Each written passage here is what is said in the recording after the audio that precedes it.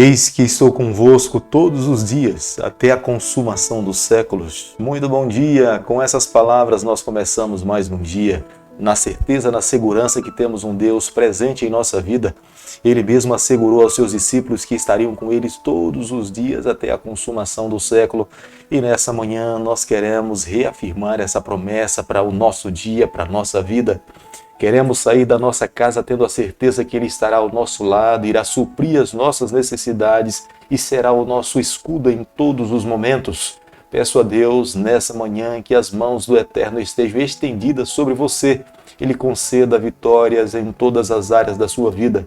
Deixo com você nessa manhã também uma parte da palavra de Deus do livro de Salmo, capítulo 116, o verso 5, onde a palavra de Deus diz o seguinte: compassivo e justo é o Senhor, o nosso Deus é misericordioso. Salmo 116, o verso 5. Ele é compassivo, Ele é justo, Ele é misericordioso, Ele é íntegro. É as razões pelas quais nós escolhemos viver uma vida devota ao nosso Deus. A verdadeira justiça só nós encontramos nele. A verdadeira santidade só encontramos no Senhor. A verdadeira misericórdia só se dá na pessoa do nosso Salvador. Amigo, a cada manhã nesse canal nós estudamos um capítulo da palavra do Senhor. E nessa manhã eu convido você a ter a palavra de Deus aberta no livro de 2 Reis, capítulo 20, o verso 1. Naqueles dias, Ezequias adoeceu de uma enfermidade mortal. Veio ter com ele o profeta Isaías, filho de Amós, e lhe disse: assim diz o Senhor, põe em ordem a tua casa, porque morrerás e não viverás. Os momentos de crises que nós enfrentamos em nossa vida deveriam servir para que nos aproximasse do Senhor. Não seria nos momentos de crise que deveríamos fugir dos braços de Deus, mas se nós desenvolvermos um relacionamento sólido com o Senhor, quando passarmos pelo vale da sombra da morte, nós teremos a certeza e a garantia que temos um Deus presente que estará ao nosso lado para suprir todas as nossas necessidades. Ezequias recebeu a visita do profeta Isaías, e o profeta Isaías lhe disse que Deus tinha lhe falado que ele deveria arrumar a sua casa, porque ele fecharia os seus olhos para essa vida.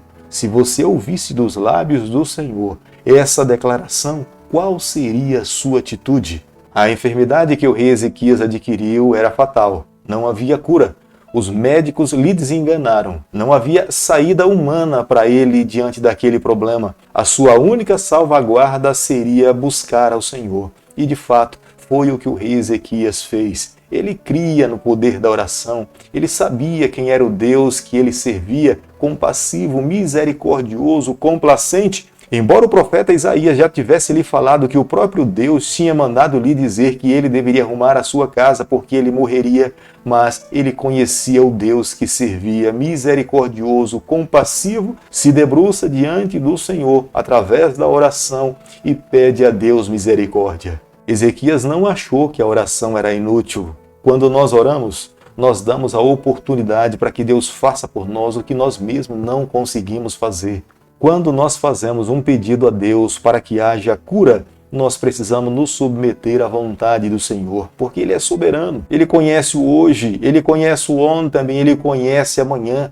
Se Ele permitiu que alguma enfermidade chegasse até a porta da nossa casa, Ele é soberano para administrar a nossa vida. Quando estudamos o capítulo 20 do livro de 2 Reis, nós entendemos: se Ezequias, naquele momento em que recebe a visita do profeta Isaías, tivesse aceitado a vontade de Deus, ele não teria imaculado a sua vida íntegra.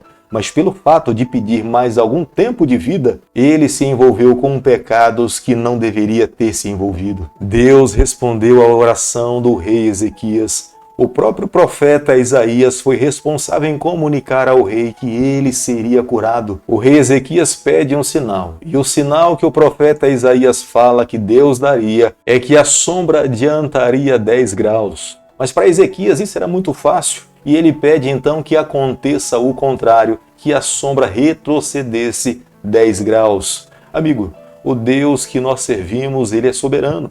Ele rege as nações, ele tem o poder sobre a natureza, ele tem o poder sobre a chuva, sobre o sol, sobre toda a natureza. O que eu e você temos que fazer a cada dia é nos submetermos à vontade desse Deus, é clamarmos por Ele. Nós não podemos recorrer a Deus apenas nos momentos de crise da nossa vida. Nós precisamos recorrer a Deus em todo e qualquer momento da nossa caminhada. Deus concedeu a graça que o rei Ezequias tinha lhe pedido. Deus lhe acrescentou 15 anos da sua vida e mais. Deus falou a ele que livraria das mãos do rei da Síria.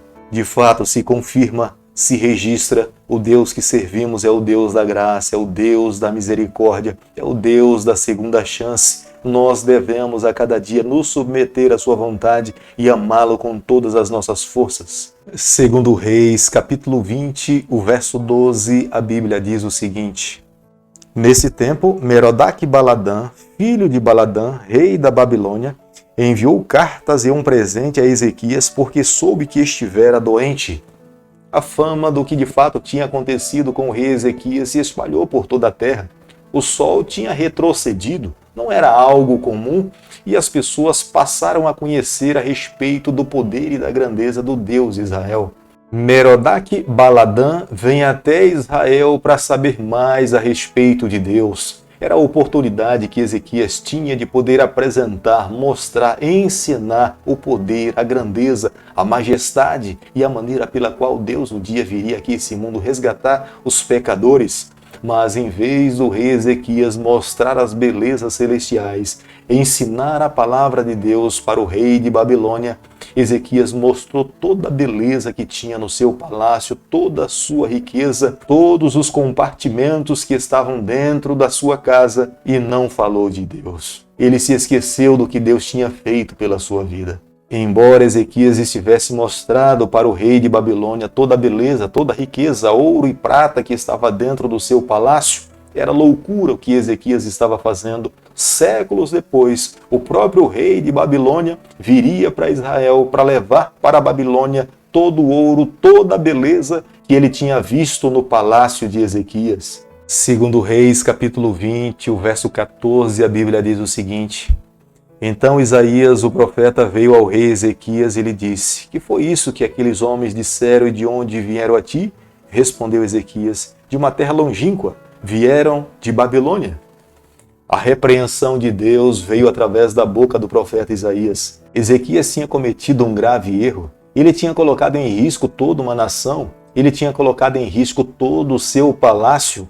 Em vez de apresentar a Deus, em vez de mostrar as verdades eternas, Ezequias mostrou toda a sua riqueza, toda a beleza que Deus tinha lhe dado como bênção para a sua vida e para todo o seu reino. O próprio Deus tinha deixado orientações claras que os seus filhos jamais deveriam se associar com as nações que estavam ao redor do povo do Senhor. Eles deveriam influenciar, eles deveriam testemunhar, mas jamais se aliar para não absolverem a cultura daquele presente século. Na época do rei Ezequias, Babilônia era uma nação fraca. Ela era sujeita à Síria, mas no futuro iria acontecer o contrário. Por orientação profética, Babilônia seria poderosa e o próprio povo de Deus sofreria pelas consequências das ações de Babilônia. Quando nós lemos o versículo 15 do capítulo que nós estamos estudando nessa manhã, a pergunta do profeta Isaías é muito enfática para Ezequias. O que foi que eles viram na tua casa?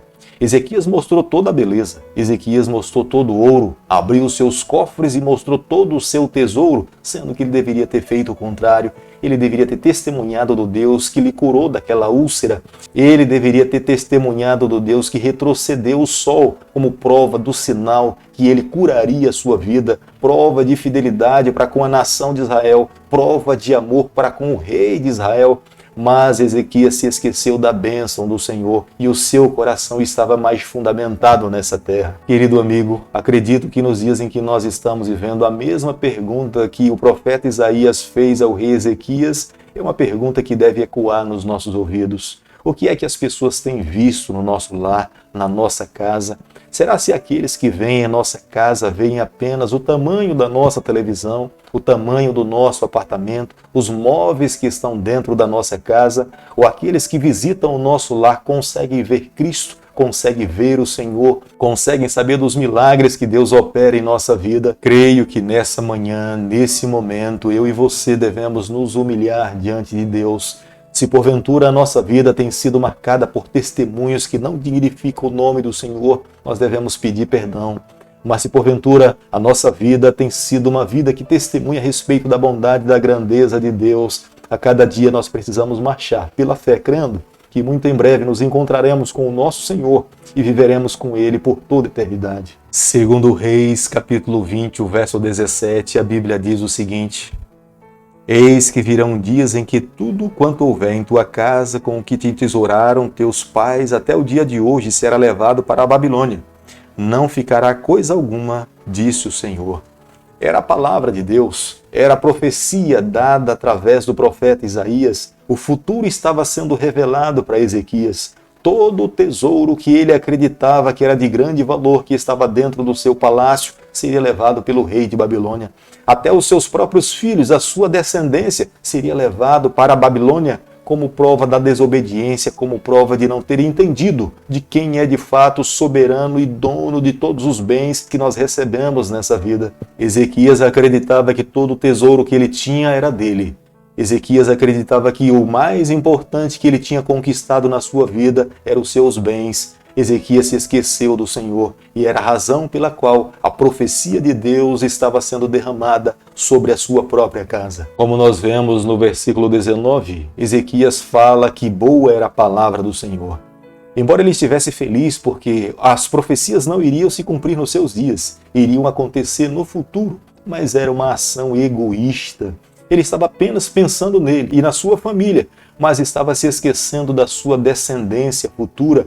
Todo um povo no futuro iria sofrer em decorrência das ações que ele tinha tomado egoísta naquele momento. Aqui fica uma lição para todos nós. Nós jamais deveríamos tomar uma decisão pensando apenas em nós, mas as nossas decisões deveriam ser tomadas pensando em toda a nossa família, no nosso futuro, na nossa descendência, porque uma marca que fica registrada hoje na nossa história pode afetar toda a nossa descendência. Querido amigo, nessa manhã, ao concluirmos o capítulo 20 do livro de 2 Reis, eu e você, nós precisamos chegar à seguinte conclusão: servimos um Deus que pode todas as coisas. Ele pode nos curar, Ele pode realizar milagres, mas jamais devemos nos esquecer. Nós precisamos reconhecer a soberania e a majestade do Senhor. A nossa visão é muito limitada. Nós vemos até onde nossos olhos conseguem enxergar, mas a visão do nosso Deus transcende todos os obstáculos em todo o tempo e em todas as eras. Embora de fato Deus tenha colocado no nosso coração o desejo da vida, de mantermos a vida, mas nós precisamos nos submeter à vontade do Senhor. Ele é soberano sobre cada um de nós. Jamais nós deveríamos nos esquecer, embora Deus nos tenha presenteado com o direito de escolha, liberdade, mas as nossas ações irão afetar as pessoas que estão ao nosso lado, irão afetar o nosso futuro. Por isso hoje, no dia que nós estamos vivendo, ao tomarmos as nossas decisões, nós jamais deveríamos viver um dia egoísta pensando apenas em nós, mas deveríamos pensar em todas as pessoas que estão ligadas a nós, olhando para o futuro, pensando que a nossa vida hoje irá abençoar a geração futura. Por isso que o nosso legado hoje precisa ser construído ao lado do Senhor, porque vivendo dessa forma, a mão do Eterno estará sobre a nossa vida. Querido Pai, nas tuas mãos, nessa manhã, nós nos colocamos, confessamos as nossas falhas, abrimos o nosso coração, queremos ser do Senhor por completo, é o nosso pedido e a nossa oração, e nós fazemos em nome de Jesus. Que o Senhor te abençoe e te guarde, que Ele faça resplandecer o teu rosto sobre você, que Ele tenha misericórdia de você, que sobre você, nessa manhã, Ele levante o seu rosto e conceda a sua paz em nome de Jesus. Amém.